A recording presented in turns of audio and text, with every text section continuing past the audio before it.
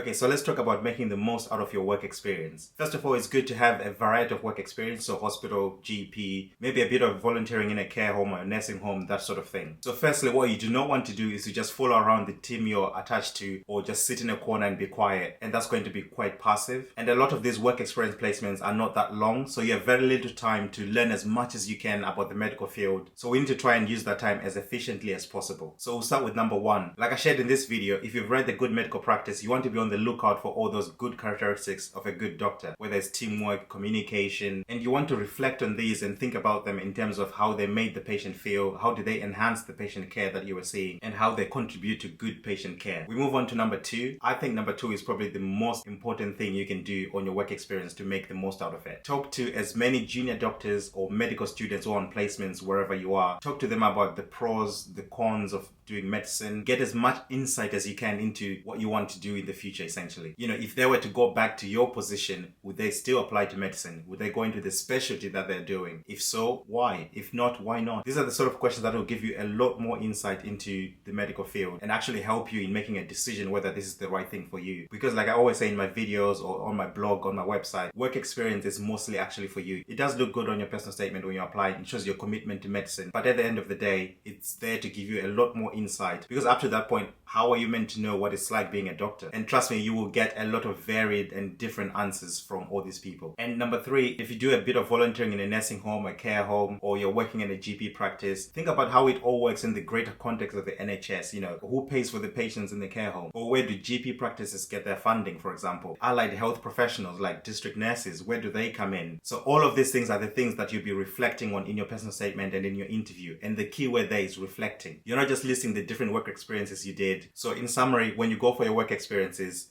ask a lot of questions.